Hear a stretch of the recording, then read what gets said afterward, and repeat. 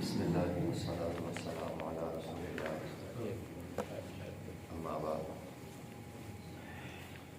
یہ صفحہ نمبر ہے 140 اور آیت نمبر 2۔ اعوذ باللہ من الشیطان الرجیم، بسم اللہ الرحمن الرحیم، وآتوا اليتامى أموالهم ولا تتبدلوا الخبيث بالطيب ولا تأكلوا أموالهم إلى أموالكم إنه كان حوبا كبيرا وآتوا اليتامى، اور دو تم یتیموں کو دو، اموالہم، ان کا مال یتیموں کو ان کے حوالے کر دو، ولا تتبدلوا الخبیث بالطیب، اور نکمی چیز کو اچھی چیز کے بدلے نہ بدلو، ولا تأکلوا اموالہم، اور نہ تم کھاؤ ان یتیموں کا مال، الی اموالکم، اپنے مال کے ساتھ ملا کر، انہ کان حوبا کبیرا، یہ بہت بڑا گناہ ہے۔ تو سورہ نساء میں پہلا حکم جو اللہ رب العزت کا نازل ہوا وہ یتیموں کے حوالے سے ہے۔ یتیم کہتے ہیں اکیلے رہ جانے کو، اصطلاحی طور پر یتیم کہتے ہیں وہ نابالغ بچہ جس کا باپ فوت ہو جائے، بچہ نابالغ، کیونکہ حدیث میں بالکل صراحت ملتی ہے، نبی علیہ الصلوۃ والسلام نے فرمایا بلوغت کے بعد یتیمی ختم ہو جاتی ہے۔ تو یتیم بچہ جو 13-14 سال کا ہے، اس کے بعد جب وہ بالغ ہو جائے گا تو بلوغت کے بعد اس کی یتیمی ختم ہے۔ عرب معاشرے میں یتیموں کے حقوق کو پامال کیا جاتا تھا، اور اس کے بہت سارے طریقے تھے۔ مثال کے طور پر بچہ چھوٹا ہے، باپ اس کا فوت ہو گیا، اس کے جو تایا جان ہوتے ہیں، چاچا جان ہوتے ہیں، وہ مال لے لیا، اس مال کو اپنے پاس رکھ لیا۔ اب جب بچہ بڑا ہوا، جب اس کو واپس کیا تو اچھے مال کی بجائے نکما مال واپس کر دیا۔ یعنی اگر بھیڑ بکریاں ہی تھیں تو وہ اچھی تھیں، صحت مند تھی ساری، اگر 50 بکریاں لی ہیں تو وہ 50 بکریاں اچھی تھیں، جب واپس کی ہیں تو نکمی ماڑو سی ساری بکریاں واپس کر دیں۔ تو یہ ایک ظلم تھا۔ اسی طرح کیا کرتے تھے کہ یتیموں کا مال اپنے مال کے ساتھ ملا کر کاروبار کرتے تھے، اور کہتے تھے ہم تو یتیموں کا خیال ہی رکھ رہے ہیں، ہم ان کو بھی تو کھلا ہی رہے ہیں۔ تو در حقیقت نام ان کا وہ تھوڑا کھاتے تھے اور یہ زیادہ کھا جاتے تھے۔ تو یہ دو ظلم یتیموں کے حوالے سے عرب معاشرے میں عام تھے۔ اللہ رب العزت نے یہاں ان دونوں کی نشاندہی فرمائی ہے، اور فرمایا وآتوا الیتامى، یتیموں کو ان کا مال دو۔ یتیموں کی کفالت کے حوالے سے بہت ساری احادیث ملتی ہیں، نبی علیہ الصلوۃ والسلام نے بڑی فضیلت بیان کی، حتیٰ کہ یہاں تک آپ نے فرما دیا تھا جو بندہ یتیم کی اچھی طرح کفالت کرتا ہے، آپ نے یہ دو انگلیاں کا اشارہ کیا، فرمایا جس طرح یہ دو انگلیاں آپس میں ملی ہوئی ہیں نا، جنت میں وہ میرے ساتھ اس طرح ملا ہوا ہوگا جو بندہ کسی یتیم کی کفالت کرتا ہے۔ اور ایک حدیث میں یہ بھی صراحت ہے، نبی علیہ الصلوۃ والسلام نے فرمایا خواہ اپنا ہو خواہ بیگانہ ہو،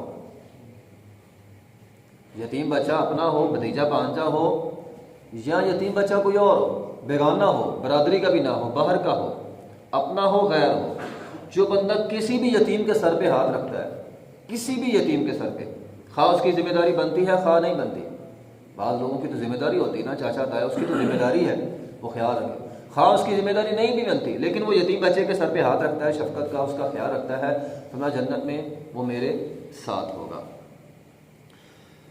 تو نبی علیہ الصلوۃ والسلام کی ایک اور حدیث ہے، نبی علیہ الصلوۃ والسلام نے فرمایا ہے جس بندے نے، بلکہ قرآن کی یہ آیت بھی صراحت کر رہی ہے وَلَا تَتَبَدَّلُوا الْخَبِيثَ بِالطَّيِّبِ، جس بندے نے یتیم کا مال کھایا گویا اس نے حرام کھایا، اگرچہ وہ مال حلال ہے لیکن جب وہ کسی اور نے کھا لیا وہ اس کے لیے حرام ہو گیا۔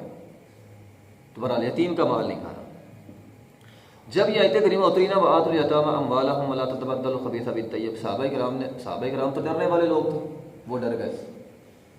انہوں نے کہا ہم تو یتیم ہمارے گھروں میں رہتے ہیں، ہم تو ان کے برتن بھی استعمال کر لیتے ہیں، تو یہ تو معاملہ حرام ہو گیا۔ انہوں نے کیا کیا، اپنے اپنے گھروں میں جا کے احتیاطاً یتیموں کے برتن بھی الگ کر دیے، کہیں ایسا نہ ہو جائے یتیم کے برتن میں کوئی چیز لگی ہو اور اس کے اندر ہم اپنی چیز ڈال کے کھا لیں، تو وہ تھوڑا سا تو یتیم کا بھی آ گیا، دودھ والا برتن ہی ہے، تھوڑا سا دودھ یتیم کا لگا ہوا ہے، ہم نے دودھ ڈالا ہے تو وہ تو حرام ہے۔ انہوں نے برتن تک الگ کر دیے۔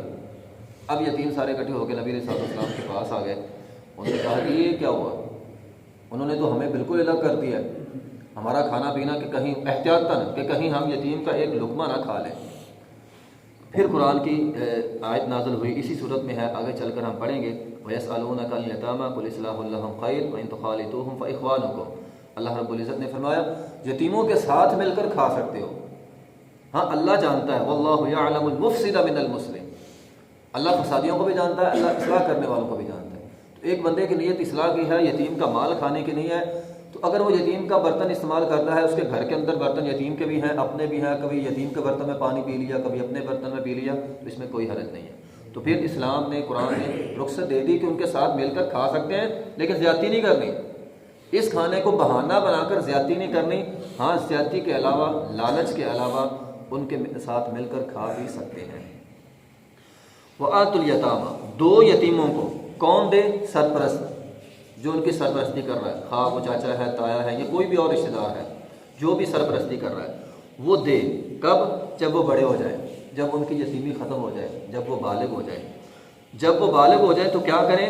اموالہم، ان کا مال انہیں واپس کر دیں۔ وہ جو امانت تھی، اس کا باپ فوت ہو گیا، امانت تمہارے پاس تھی، وہ بالکل اس کو واپس کر دو۔ ولا تتبدلوا الخبیث بالطیب، خبیث کو طیب کے ساتھ الگ نہیں کرنا، اچھی چیز کو نکمی چیز کے ساتھ بدلنا نہیں ہے۔ ولا تأکلوا اموالہم الی اموالکم، نہ ان کے مالوں کو اپنے مال کے ساتھ بدلنا ہے۔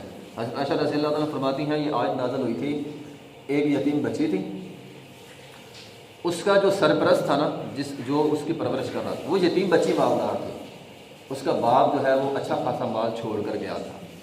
وہ جو اب اس کا سرپرست تھا نا، اس کے دل میں لالچ آ گئی، اس نے کیا کیا، اس نے اس یتیم بچی کو ورگلا کے اس کے ساتھ نکاح کر لیا اور حق مار بھی پورا ادا نہیں کیا۔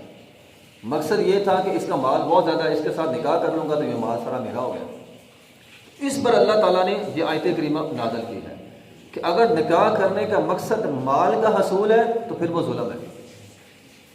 ایسی یتیم بچی کہ نکاح کرنے کا مقصد یہ ہے کہ میں اس کا مال ہڑپ کر لوں اور پھر حق مال بھی نہیں دے رہا پورا، تو فرمایا یہ ظلم ہے۔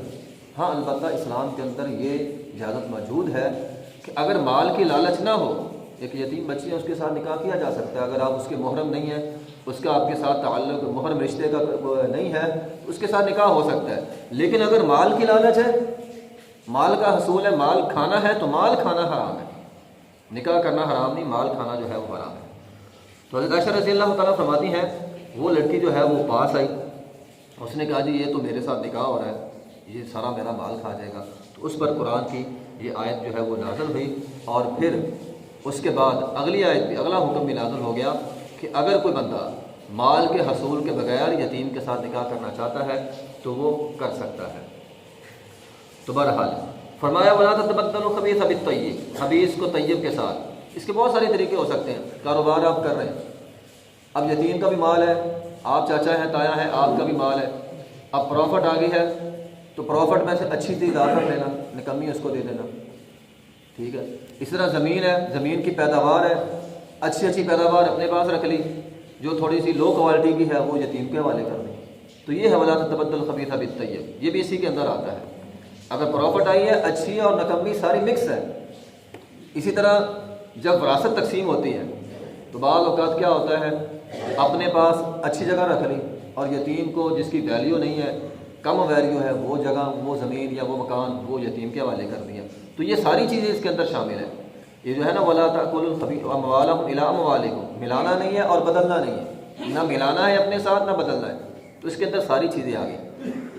إِنَّهُ كَانَ حُوبًا كَبِيرًا، حوب کہتے ہیں بہت بڑے گناہ کو، اور یہ اس گناہ کو کہتے ہیں جو گناہ ہو جائے۔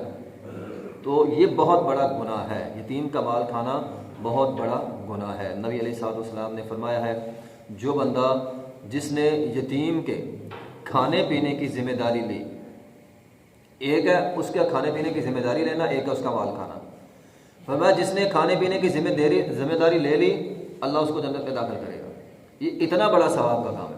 لیکن جس نے اس کا مال کھا لیا تو فرمایا یہ حرام ہے۔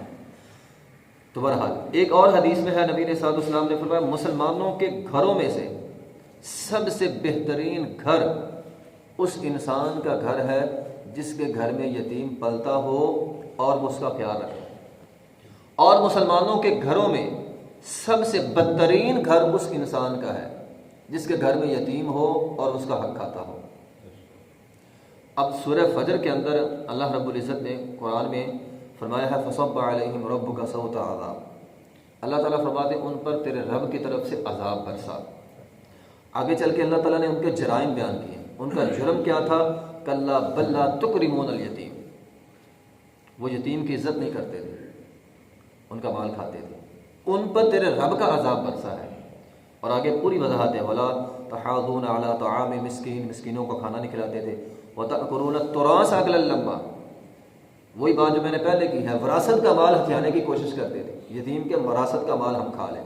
وتحبون المال حبا جما، اور یہ کیوں کرتے تھے؟ کیونکہ انہیں مال سے محبت تھی، مال سے محبت کی وجہ سے یتیموں کا وہ مال کھاتے تھے، ان پر تیرے رب کی طرف سے عذاب برسا ہے۔ کلا اذا دکت الارض دکا دکا وجاء ربک والملک صفا صفا وجیء یومئذ بجہنم یومئذ یتذکر الانسان وانى له الذکری، پھر اسے یاد آئے گا جب اللہ سامنے آ جائے گا، جہنم سامنے آ جائے گی، فرشتے سامنے آ جائیں گے، پھر یاد آئے گا اے کاش میں یتیم کا مال نہ کھاتا۔ تو اللہ تعالیٰ نے فرمایا ہم اس پر عذاب برسائیں، تو یہ سورہ فجر ہے۔ تو یتیم کا خیال رکھنے سے جنت ملتی ہے، اور یتیم کا مال کھانا انہ کان حوبا، بہت بڑا گناہ، بہت بڑے گناہ کے لیے حوب کا لفظ استعمال ہوتا ہے، یعنی کبیرہ گناہ ہے، حرام ہے یہ، اور جس نے یہ کام کیا اس پر اللہ کا عذاب برستا ہے۔ وآخر دعوانا الحمدللہ رب العالمین۔